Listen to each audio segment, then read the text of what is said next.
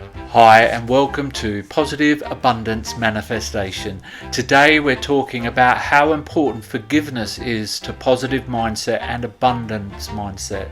But before we start, I ask that you make a comment. Tell me what you want to hear me talk about, anything in relation to positive mindset, positive behavior management, positive parenting, positive classroom management, anything like that. Tell me how you'd like my videos. And don't forget to subscribe, like and share them if you do like them. It's a powerful tool, forgiveness, both forgiving others and also forgiving yourself. So self-forgiveness is just as important. The two together help you build a positive and abundant mindset. So they help us let go of the negative emotions and we free ourselves from the past and create a brighter future. And it's similar to the things we've been talking about over the last weeks. But today we'll be looking at what it is in terms of forgiveness, why it is important and how it benefits us in our lives. So forgiveness really is the act of letting go of any sort of resentment or anger towards other people for the wrongdoing or a hurtful event, whereas self-forgiveness is more about the act of forgiving yourself for any mistakes you make or for things that you're not very good at. And also it's about accepting responsibility and being able to let go of those negative emotions. So forgiveness involves making a conscious decision to release those negative emotions that we've attached to those negative events. Now, whether that's a negative event of our own doing or whether that's a negative event of someone else's doing. And we need to choose to move on rather than hold it on or have a grudge or be judgmental about things like that. We need to release these negative emotions. How does forgiveness benefit us? Well, firstly, it improves our relationship. So if someone's made a mistake or have been hurtful in a relationship, it can repair those damaged relationships because you're forgiving them of the mistakes that they've made.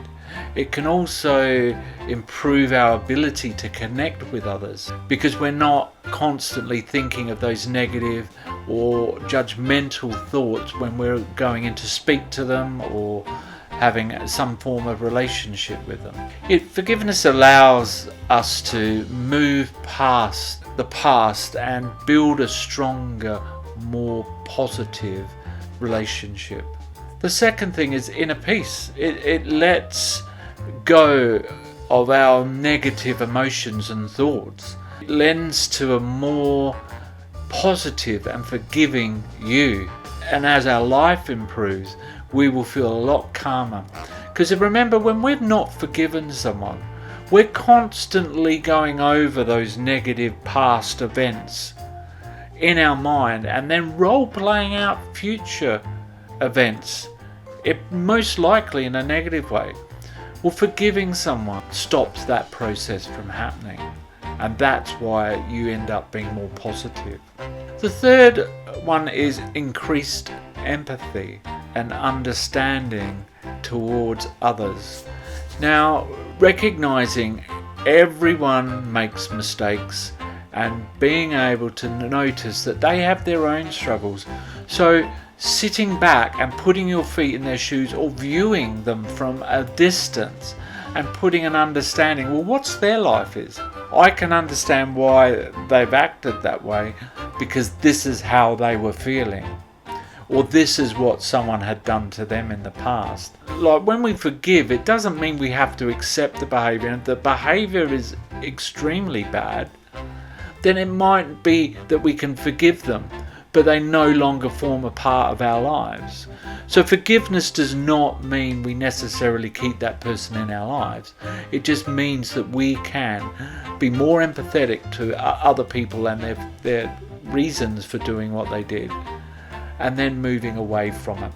And forgiveness will let you move on. So being forgiving will also allow you to become more compassionate towards others and more forgiving of others. Because once we let those bridges down, those negative thought patterns, the negative emotions, we will see that we're actually starting to let other people in, forgive other people without being conscious about it sometimes. It can be an unconscious thing. You'll start to see changes in yourself, and that's what positive mindset does. It starts to re-trigger your brain, that neuroplasticity that we talked about, where we place emotions on past events. So if those emotions are no longer connected to those past events, then our neuroplasticity makes us more compassionate, and we may be accepting of people. The fourth one is improving mental health. It reduces symptoms of depression and anxiety, as well as getting rid of those negative thoughts and changing them into positive thoughts. So you're no longer role-playing out that future, like I've said.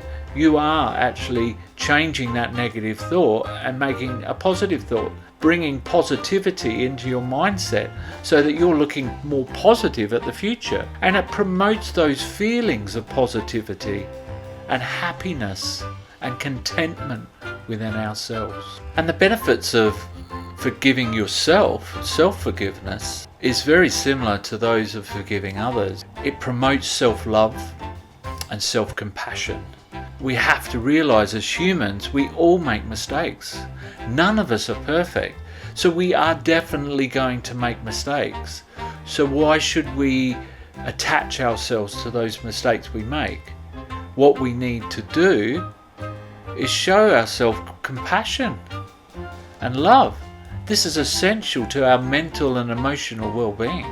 And the thing is if we learn, and this is the second thing, if we learn from these mistakes, acknowledge that it is a mistake. We've made a mistake. Now, if we need to apologize to someone else or to ourselves, that's what we need to do. We need to act on these mistakes. But then we need to apologize to ourselves in terms of learn from it. What was the reason for me doing what I did? If it was like outrage, did I use a calming technique? So did I walk away from this event? Could have that changed the outcome on what I did? So you need to make sure that you are using these opportunities as growth and development. As a teacher, when I'm teaching kids, it's so they get hung up on making a mistake. And I said, look, if you don't make that mistake, or you don't have that bad result in the test, how can I know how to move you forward, how to help you grow and develop yourself, plus also me help develop you? So learning from our mistakes is very key. The other key thing is it reduces feelings of guilt and shame. Now, as a victor of abuse, no longer a victim, I feel guilt and shame, and I still do, and I still have to talk myself through that process. As I've said, I am constantly building my positive mindset. I am positive, I am feeling abundant, but I still have to check in because I still can sometimes attach those negative emotions. I feel guilt and shame to being abused, to allow that person to abuse me. That is normal. All victims feel this element of guilt and shame. I don't like talking about it because I'm a man, and in society, men getting abused by women, how could that happen? But it does, and it gives you those feelings. What it's about is getting rid of that guilt and shame. You forgive yourself. You leave those negative emotions behind, and you allow yourself to be more positive, and it improves your positivity. You have to get rid of these connections to the past of negative emotions and thought patterns. Don't be guilty. Don't be shameful. Put your hand up and acknowledge, I made a mistake. I love myself. I'm going to learn from it. I'm not going to feel guilty for it. I'm going to apologize for it if I need to. But that's what you need to do. And the last one is it helps you be more forgiving to others. And this links in with forgiving others. You become more compassionate and forgiving. And you give a good account of yourself to others. They see a positive person making positive, forgiving efforts and being empathetic and compassionate. And what this does to you, it builds your own relationships, makes them more positive, and makes your life more positive. So how do we practice forgiveness and self-forgiveness to enhance our lives? Well, the first thing is to acknowledge the hurt that other people have given us, or acknowledge what mistakes that we've made.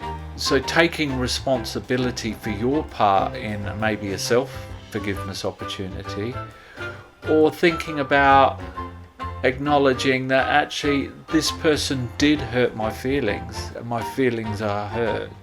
What do I need to do to help myself move forward?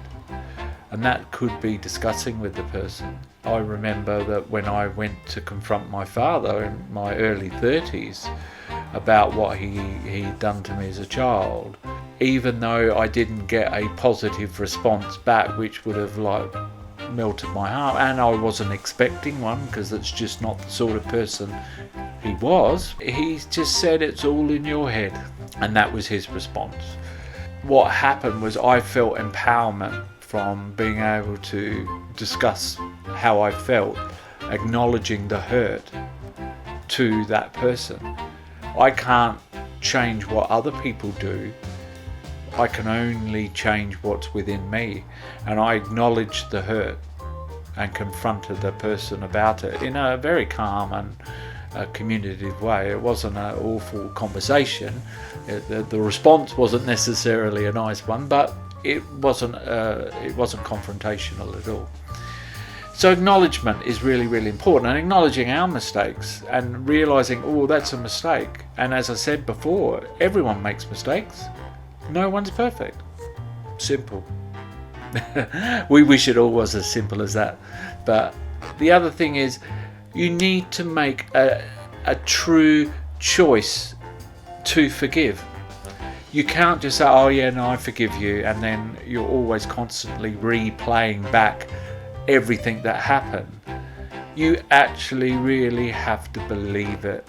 And some ways of letting go of those negative emotions, which is what you need to do to have self-forgiveness and to forgive others, you can do it by talking like I did with my dad. You can write a letter.